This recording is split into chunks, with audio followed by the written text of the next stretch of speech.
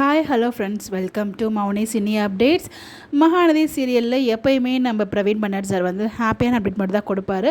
But இன்றைக்கி ஒரு update வந்து கொடுத்துருக்காரு. கான்ட்ராக்ட் மேரேஜ் அப்படிங்கிற மாதிரி போட்டு ஹேஷ்டேக் மகாநதி போட்டிருக்காங்க.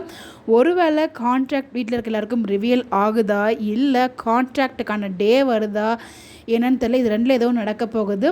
அதுக்கு ஏற்ற மாதிரி இன்றைக்கி ஷூட்டில் வந்து வெளியிலலாம் கிடையாதுங்க. ஆல் ஆர்டிஸ்ட் காம்பினேஷனில் தான் ஷூட்டிங்குமே வந்து போயிருக்கு. எனக்கு என்னமோ பயமாக தான் இருக்குது ஒரு பக்கம். ஏன்னா பேக்ரவுண்டில் மியூசிக்குமே ஹாப்பியான மியூசிக் போல் நம்ம பிரவீன் பன்னட் சார் எப்பயுமே ஹாப்பியாக தான் போடுவார். பாப்போம், ஏதோ ஒரு சமம் வந்து காத்துட்ருக்கு. கண்டிப்பாக வீக்கா ஃபேன்ஸ் தலையில் இடி விழுகிற மாதிரிலாம் இருக்கக்கூடாது அப்படிங்கிறது தான் என்னோட ஒரு ஆசை. பார்ப்போம். அப்புறம் நம்ம விஜய் வந்து பார்த்திங்கன்னா க்யூட்டாக ஃபுல்லாக ஷேவ் பண்ணி அப்புறம் அதை ட்ரிம் பண்ணி கொஞ்சம் வந்து பார்த்திங்கன்னா அழகாக குட்டியாக தாடி முடிச்சு ஸோ ரொம்பவே அழகாக வந்திருக்காரு. இதுக்கான காரணமும் பார்த்திங்கன்னா நேற்று லைவில் வந்து எல்லாருமே நம்ம காவேரியுமே கேட்டிருப்பாங்க, எதுக்காக நீங்கள் வந்து பியர்டை வந்து ட்ரிம் பண்ணிங்க அப்படிங்கிற மாதிரி.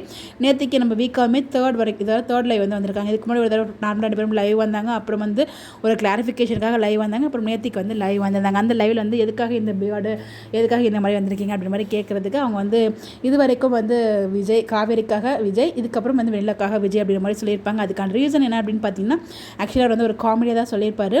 நம்ம ஃப்ளாஷ்பேக் சீன்ஸ்லாம் கிடையாது அப்படின்ற மாதிரி அவங்க சொல்லிட்டாங்க. செப்பரேஷன் ட்ராக்கும் கிடையாது அப்படின்ற மாதிரி அவங்க வந்து லைவில் சொல்லியிருப்பாங்க. இதுக்கான ரீசன் என்ன அப்படின்னு பார்த்தீங்கன்னா, இப்போ வந்து நம்ம வெள்ளாவை க்யூர் பண்ணுறது மட்டும்தான் நம்ம விஜயோட நோக்கம்.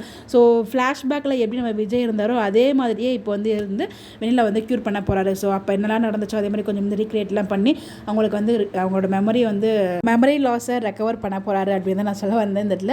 ஸோ அந்த மாதிரி கொண்டு போவாங்க நான் நினைக்கிறேன். நீங்கள் என்ன நினைக்கிறீங்கன்னு சொல்லி மறக்காமல் கமெண்ட்டில் ஷேர் பண்ணுங்கள். பட் இருந்தாலும் நம்ம விஜய் இந்த லுக்லையுமே செம மாசா சூப்பராக இருக்கார்ல. பட் எனிவேஸ் இந்த இடத்துல பேக் டு பேக் ஒரே வந்து அடிமேல் அடியாக விழுந்துட்டுருக்கு. நம்ம வீக்கா ஃபேன்ஸுக்கு என்ன சொல்கிறேனே தெரியல. பார்ப்போம். உடைய கருத்துக்கள் மறக்காமல் கமெண்ட்டில் ஷேர் பண்ணுங்கள். இந்த மாதிரி எப்படி தெரிஞ்சுக்க நம்மளோட சேனலை ஃபாலோ பண்ணிக்கோங்க. பட் எபிசோட்ஸ்லேயுமே ரொம்ப சூப்பராக தாங்க போயிட்டுருக்கு. இன்றைக்கி எபிசோட் பொறுத்த வரைக்கும் இதெல்லாம் நம்ம சுவாமி ப்ரோ காவேரிக்கு சர்ப்ரைஸ் பண்ணுறதுக்காக எல்லாமே ஏற்பாடு பண்ணியிருக்காங்க. அதுக்கு நடுவில் விஜய்க்கு ஒரு இமேஜினேஷன், விஜய்க்கு வந்து அழகான இமேஜினேஷன், காவேரிக்கு ஒரு பயமான இமேஜினேஷன். இதுக்கு நடுவில் காவேரி பயந்து கார் எடுத்துகிட்டு போயிட்டு அங்கே அடிபட்டாச்சு. பட் அந்த ஒரு ட்ராக்காக தான் நம்ம வெயிட் பண்ணிட்டு இருக்கோம், எப்படி வந்து ரியாக்ட் பண்ண போகிறாங்க அப்படின்னு சொல்லிட்டு. ஆனால் இந்த இடத்துல காவேரி கொஞ்சம் வந்து பொறுமையாக வீட்டில் சைன் பண்ண மாதிரி உள்ளே போயிருந்தாங்கன்னா அவங்களுக்கு அங்கே ஒரு சர்ப்ரைஸ் வந்து ரிவீலாக இருக்கும். பட் டீம் ரொம்ப கரெக்டாக பிளான் பண்ணியிருக்காங்க. உங்களுக்கு நாங்கள் ரிவீலே பண்ண மாட்டோம், கடைசி வரைக்கும் இப்படி வந்து கண்ணாமூச்சி ஆட்ட தான் உங்களை விளையாட வைப்போம் அப்படிங்கிற மாதிரி தான் கொண்டு போயிட்டுருக்காங்க. பார்ப்போம் இது எங்கே போய் முடிய போகுது அப்படின்னு சொல்லிட்டு. உங்களுடைய கருத்துக்கள் மறக்காமல் கமெண்ட்டில் சொல்லுங்கள். இந்த மாதிரி எப்படி தெரிஞ்சுக்க நம்மளோட சேனலை ஃபாலோ பண்ணிக்கோங்க. Bye bye.